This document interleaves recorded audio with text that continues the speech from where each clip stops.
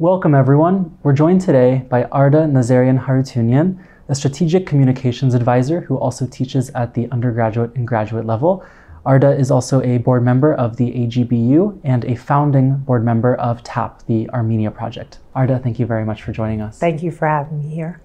So let's just start with this. I think for many of us, the events of the past few weeks have made it clear that the world either doesn't know what's happening in Armenia and to Armenians, or frankly doesn't care.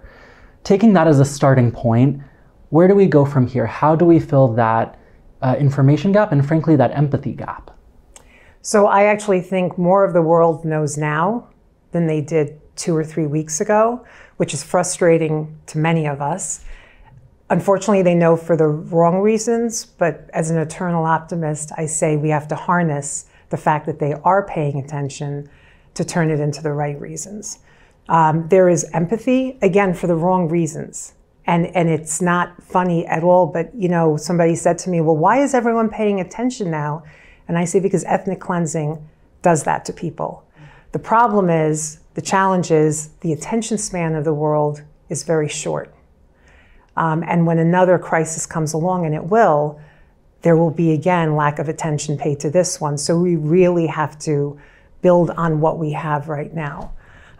One point I'm just going to add is there's a communication problem, and then there's obviously the government action, you know, foreign governments. And suddenly a number of foreign governments, United States, EU, several others, are paying more attention than they've ever paid and doing things that they should have done years ago. Absolutely. Well, let's get into some specifics. And I appreciate what you said specifically about the long-term nature of this, because as you said, another crisis will come along, something else will come up, attention will be diverted.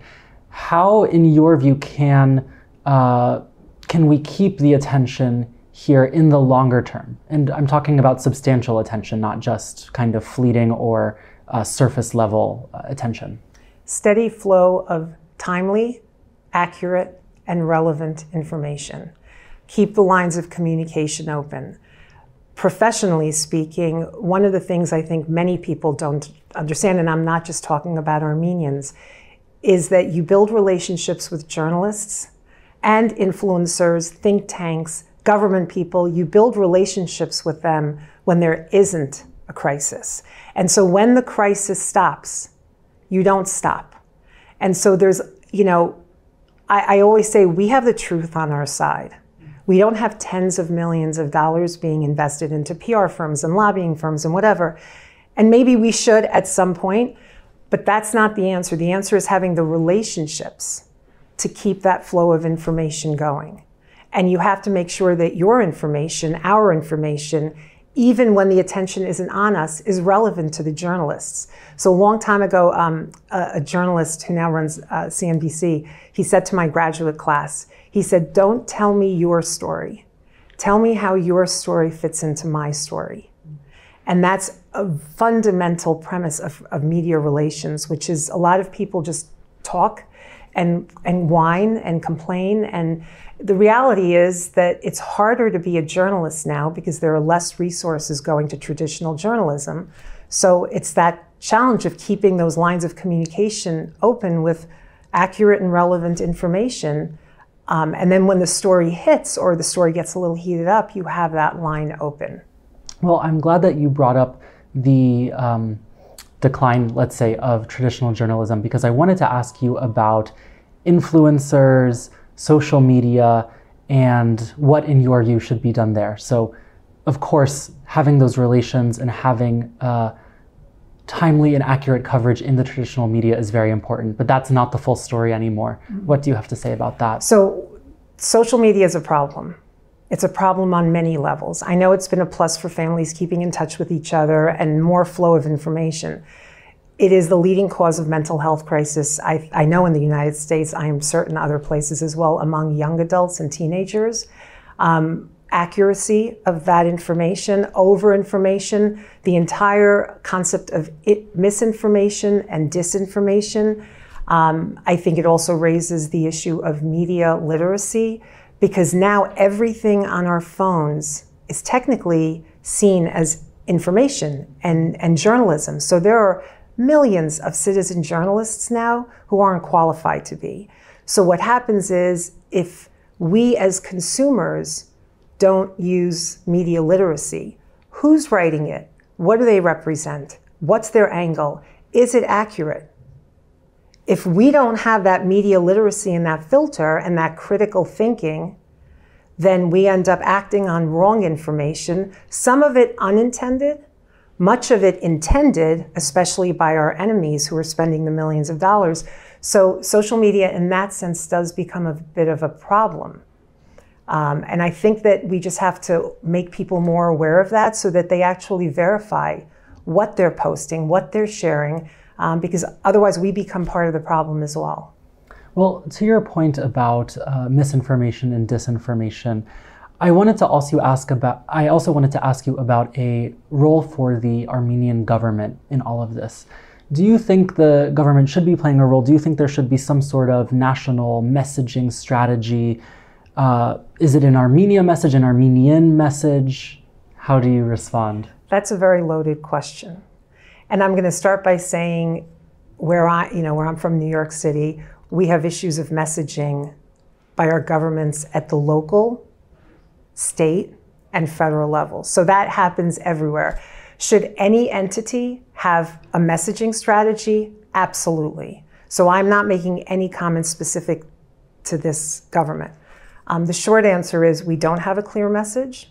And I'm speaking as someone who is a diasporan, but who works very closely with professionals and citizens in Armenia, civil society in Armenia. So I do think there's a need for a clear understanding of where we're going, how we're getting there. We know it's not a direct line. We already know that, and that's not our fault. And what I often say when people say, wait, so Russia was backing you? Oh, Iran, you have an alliance with Iran somewhere? And this is pre-September 19th. And I would say, have you looked at a map lately? We don't have many options. And so one of the challenges for any government is to do the best it can do with what it's given. We are a nascent democracy in a sea of tyranny. And there's no question that the Armenian nation is the values of the Armenian democracy. And some people say it's Christian values. I mean, I was just meeting with someone from the Jewish community and who's very much involved in helping us. So that's a whole other discussion. And they said, well, Armenian people have this faith-based thing which other faiths share.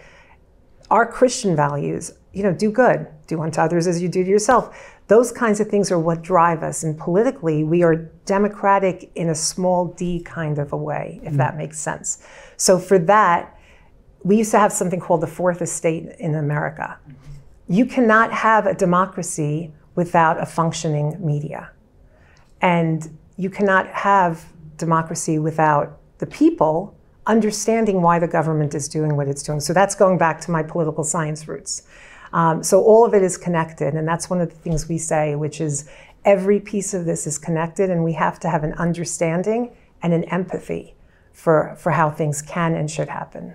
Absolutely. Well, I'd like to go back to the current situation we have on hand. The message that I think you and many others have been delivering for some time has been aimed at preventing disaster. Unfortunately, the disaster struck, the disaster is here, the disaster happened. Where do we go moving forward from here? So now we're in a crisis, and it's a humanitarian crisis, and it's an ethnic cleansing. There's no two ways about it. So, at AGBU, we said, okay, short term, medium term, long term. So I'm not putting on my communications hat now, which of course underlies everything, but what do you do immediately to help the people? Because this is a human crisis. So, and I'll get to sort of the longer term, because in the meantime, you have decisions that are being made at very high levels of government across the globe. But short term, for example, AGBU is working with World Central Kitchen to deliver tens of thousands of meals a day, hot, healthy, nutritious meals to people, these forcibly displaced people, where they are now. That's short term. Medium term, we're doing something with, revitalizing a building, setting it up so you can accommodate multiple hundreds of families and have a healthcare center and all that kind of. And then longer term, we have other plans coordinating with others. That's how one organization may think of it. On the communications front, we have the same thing, which is short term, we're making sure that journalists get to where the story are. We're providing fixers, we're providing drivers, we're providing whatever is needed, and backgrounders, connecting them with individuals who are qualified to speak to the issue in a timely, accurate, and relevant way. We are also short term correcting what is incorrect. If someone uses the word separatist, we will send them a quick email and say, these are not separatists. Look at what that is. These are indigenous residents of an area that was largely self-governed for its entirety. And when people talk about land being given back that was taken after the first war 30 years ago. No, this history goes back way before that. And you could take it back to 1920s, when it was arbitrarily given by Stalin, or you can go back millennia.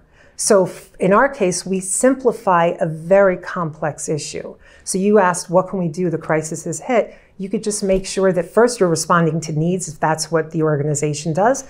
If you're in the communication space, you have to make sure that the information is being communicated. Well, Arda, it's a lot to think about. Thank you very much for your time. Thank you so much. Absolutely. And thank you for joining us on CivilNet.